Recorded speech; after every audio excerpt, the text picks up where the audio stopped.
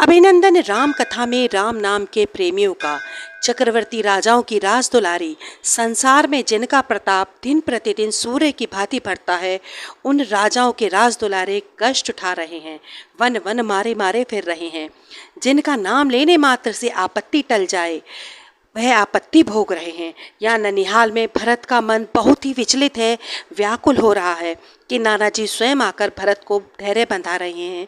क्या हुआ पुत्र, इतनी जल्दी मन भर गया तुम्हारा ननिहाल से? आज सुबह से ही तुमने अयोध्या जाने की जो धुन लगा रखी है, यदि किसी ने तुम्हारा मन दुखाया हो तो मुझे बताओ पुत्र। भरत बड़े ही व्याकुल स्वर में, नहीं नहीं नाना जी, ऐसी कोई बात नहीं। पता नहीं 2-3 दिन से निद्रा भी ठीक से नहीं आ रही है। आधी रात को ही निद्रा खुल जाती है और स्वप्न भी हृदय को बड़े ही व्याकुल करने वाले आ रहे हैं। मानो भैया राम बड़ी ही दयनीय दशा में खड़े हैं, मुझे पुकार रहे हैं। कभी देखता हूँ महल की गलिहारे, महल की दीवारें सफ़ेद रंग से जो रंगी हुई हैं, कभी देखता हूँ बड़ी माता रो रही हैं। मन बहुत विचलित होता है ऐसे सपने देखकर। न जाने अयोध्या पर कोई आपत्ति तो नहीं आ गई, कोई बात तो नहीं हो गई अयोध्या में। मामा जी, यहाँ मेरा मन नहीं लग रहा। यहाँ ऐसा लग रहा है कि मुझे अभी अयोध्या जाना चाहिए। वहाँ मुझे अवश्य ही कोई ज़रूरी संकेत मिल रहे हैं, मुझे वहाँ ज़रूर पहुँचना चाहिए। यहाँ वनों वनों पथरीले पथ पर सिया धीरे धीरे अपने स्वामी के पद चिन्हों पर आगे बढ़ रही हैं। उनके पैर घायल हो रहे हैं। न जाने कितनी बार शूल उन्हें चुभते हैं।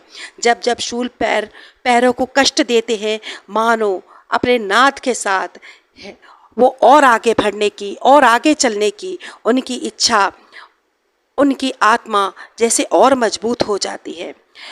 शूल तो सिया के पैरों में लगते हैं, परंतु हृदय जैसे वेद जाते हैं उनके प्रभु श्री राम का। सुमंत राम लखन सिया को वनों में छोड़ खाली रथ ले लौट वापस अयोध्या आ जाते हैं। आते ही ऋषि वशिष्ठ के आश्रम में जाते हैं। गुरुदेव, मुझे कोई रास्ता सुझाएं, मुझे रास्ता दिखाएं गुरुदेव। मैं अपने महाराज दशरथ की आज्ञा का पालन ना कर सका। उन्होंने मुझसे कहा था मैं किसी भी प्रकार समझा बुझाकर राजकुमारों व देवी सीता को वापस ले आऊं, परंतु मैं उनकी आज्ञा पूरी ना कर सका। मैं असफल हो गया गुरुदेव, आप मुझे मार्ग दिखाएं। तब गुरुदेव वशिष्ठ उन्हें ये कहते हैं, तुम रथ और तुम खाली हाथ नहीं लौटे, तुम तो सूर्यवंशियों का वो गौरव, वो मान्य सम्मान लेकर लौटे हो जो सदियों तक इनकी गाथाएं गाई जाएंगी। एक पुत्र अपने पिता के दिए वचन को निभाने के लिए क्षण भर में सारे सुखों का त्याग कर देता है, और यदि तुम उन्हें समझा बुझाकर लाने में कामयाब हो जाते तो धर्म चक्र की धुरी अधर्म पर, अधर्म उस पर भारी हो जाता।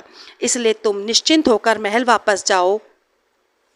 तब सुमंत निवेदन करते हैं, नहीं नहीं गुरुदेव, मैं महाराज दशरथ का सामना नहीं कर सकता। मेरे वहाँ पहुँचने पर वो पुत्र मोह से व्याकुल हैं। उन्हें ना देखकर वो बहुत ही विचलित हो जाएंगे। उन्हें देखने को वो तो आतुर हैं। मैं एक पिता की ऐसी दयनीय दशा नहीं देख सकता। यदि आप मेरे साथ चलें तो धर्म संकट से बाहर आ सकते हैं ऐसे पिता का हृदय। आप उन्हें समझाएंगे, अपने ज्ञान सागर से धीरज जो बंधाएंगे, आप ही उन्हें समझा सकते हैं गुरुदेव।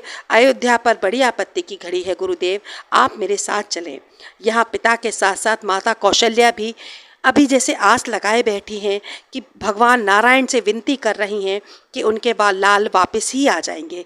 पिता अब सांस नहीं ले रहे, वो तो राम राम की रट लगाए बैठे हैं कि दासी संदेशा लाती है कि गुरु वशिष्ठ व सुमंत साथ साथ आ रहे हैं कि अचानक ही जैसे किसी मृत देह में किसी ने प्राण फूंक दिए हों। महाराज के बुझे नेत्रों में प्रकाश आ गया हो। वह शीघ्र ही आज्ञा देते हैं, उन्हें शीघ्र अंदर लेकर आओ, अभी लेकर आओ। मेरा राम आ गया, मेरा लखन आ गया, मेरी पुत्री सिया लौट आई है। कि नेत्रों में एक ही प्रश्न था, मेरा राम, मेरा लखन, मेरी सिया। राम राम बाहर क्यों खड़े हो, बाहर क्यों रह गए? भीतर आओ राम, भीतर आओ, मुझे तुम्हें देखना है। एक व्याकुल पिता, व्याकुल व्यथा, व्याकुल सारी नगरी, आस बंधी सुमंत से जलबिन सूनी गगरी। राम कथा को देते हैं आज यहीं विराम। नतमस्तक समस्त सारस्वत वंशज। आप हमारे चैनल को लाइक, सब्सक्राइब, शेयर करना ना भूलें। आधार एक कदम आत्मीयता की ओर। जय श्री राम।